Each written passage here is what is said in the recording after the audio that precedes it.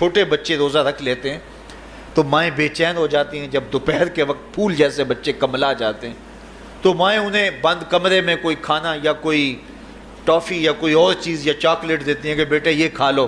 تو وہ بچے نہیں کھا رہے ہوتے تو مائیں کہتے ہیں پتر کھا لو، کوئی نہیں دیکھ رہا. تو وہ بچے بھی کہتے ہیں اللہ دیکھ رہا ہے. تو وہ جو صوفیاء کو مراقبوں سے ملتا ہے وہ ایک بچے کو بھی نصیب ہو رہا ہے کہ میرا اللہ مجھے دیکھ رہا ہے. یہاں ایک اور بھی تسلی ہے، ہم 1000 گناہ گار سہی، ہم 1000 سیاہ کار سہی، لیکن ہمارا رب پہ کتنا یقین ہے رمضان میں پتہ چلتا ہے کہ اس ذات پہ ہمارا کتنا تیقن ہے، کتنا یقین ہے. جس کو دیکھا نہیں، چھوا نہیں، بات نہیں ہوئی، جو تصور خیال کی حدود سے بڑا ہے، اتنا یقین ہے کہ ہم پانی نہیں لیتے، کھانا نہیں لیتے کہ میرا اللہ مجھے دیکھ رہا ہے. کاش کہ اس کو ہم اپنی پوری زندگی میں پھیلا لیں، اور اس کو زندگی میں جب ہم طاری کر لیں گے تو پھر گناہ کرنا محال اور ناممکن ہو جائے گا، اور زندگی نور و علی نور ہو جائے گی. اور یہی تقوی کا حصول ہے. خوش نصیب ہیں وہ لوگ جو ماہ صیام کے روزے پورے خشوع و خضوع کے ساتھ رکھتے ہیں اور اس کی برکتوں سے مالا مال ہوتے ہیں. ورنہ بعض لوگ میں نے ایسے بھی دیکھے ہیں وہ چھوٹی چھوٹی بیماریوں کا بہانہ بنا کے روزہ ترک کر دیتے ہیں اور انہیں حوصلہ ہی نہیں پڑتا روزہ رکھنے کا. چونکہ الصوم نصف الصبر، روزہ آدھا صبر ہے. میں سمجھتا ہوں، میں شوگر کا مریض ہوں اور 4 سے 5 گھنٹے اگر مجھے کچھ کھانے کو نہ ملے تو میری طبیعت میں ایسا اضطراب اور بے چینی پیدا ہو جاتی ہے کہ میں گھر والوں سے الجھنے کی کیفیت میں بھی آ جاتا ہوں. لیکن ماہ صیام میں 20 گھنٹے بھی کاٹ لیتا ہوں، لیکن میری طبیعت پہ کوئی بوجھ اس لیے نہیں ہوتا کہ میں اللہ کی رضا کو اپنے ذہن کے ایک ایک گوشے میں رکھے ہوئے ہوتا ہوں. تو یہ آدھا صبر ہے، یہ صبر سکھاتا ہے. اور پھر روزے سے جب ہم بھوک کاٹتے ہیں تو غربا، مساکین، وہ لوگ جو بیچارے بھوک اور پیاس کاٹ کے زندگی گزارتے ہیں، ان کا بھی ہمیں خیال آتا ہے کہ ہمیں تو اپنے اختیار سے چند لمحوں کے لیے بھوک کاٹنی پڑی تو اس کی کلفت اور اس کی اذیت اتنی ہے. تو جو شخص مجبوری کی وجہ سے کاٹتے ہیں اور ان کے بلکتے بچے ان کے سامنے ہوتے ہیں تو پھر ان کا عالم کیا ہوگا. تو اس سے پھر صدقہ اور خیرات کا ماحول پیدا ہوتا ہے اور ہم غربا کو اپنے ساتھ خوشیوں میں شریک کرتے ہیں. تو فرمایا اے ایمان والو، تمہارے اوپر روزے فرض کر دیے گئے جس طرح تم سے پہلوں پہ فرض کیے گئے تھے، لعلکم تتقون، تاکہ تم متقی بن جاؤ، تاکہ تم پرہیزگار بن جاؤ. حضرت سلمان فارسی رضی اللہ تعالیٰ عنہ سے مروی ہے کہ جب شعبان کی 29 تاریخ ہوتی تو اللہ کے محبوب ہمیں خطبہ ارشاد فرماتے. اس میں رمضان المبارک کے فضائل بیان کرتے اور کہتے تمہارے پاس ایک شہر عظیم، عزت اور عظمت والا مہینہ آ رہا ہے جس کا ہر دن باقی سال کے دنوں سے افضل ہے، جس کی ہر رات باقی سال کی راتوں سے افضل ہے، اور اس میں ایک رات ایسی ہے لیلۃ القدر جو 1000 مہینے سے بہتر ہے.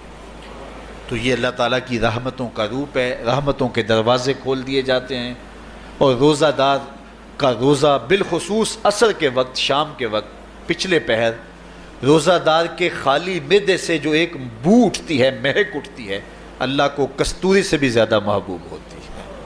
اللہ اکبر. اور فرمایا للصائم فرحتان، فرحت عند فطرہ و فرحت عند لقاء ربہ. روزہ دار کے لیے 2 خوشیاں ہیں.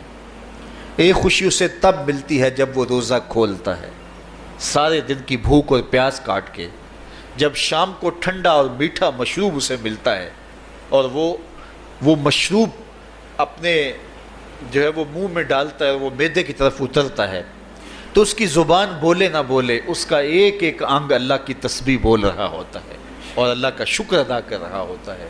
اس وقت اسے ایک عجیب فرحت ہوتی ہے کہ اتنا طویل لمبا روزہ تھا، شکر ہے کہ میرا روزہ تکمیل کو پہنچا. ایک روحانی مسرت، پھر روزہ کھلنے کے وقت اس کو بدنی مسرت. تو ایک فرمایا اس کو فرحت تب ملتی ہے جب وہ روزہ کھولتا ہے.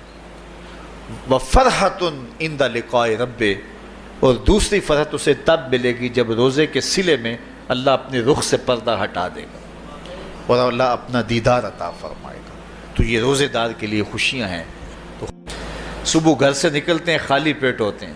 ہمیں تو پتہ ہے دفتر میں جانا ہے، ہمیں تو پتہ ہے دکان پہ جانا ہے، ہمیں تو پتہ ہے فیکٹری میں جانا ہے، ہمیں تو پتہ ہے کہ ہم نے فلاں جگہ جا کے دہاڑی لگانی، لیکن ان کا کوئی کاروبار نہیں ہوتا، کوئی فیکٹری نہیں ہوتی.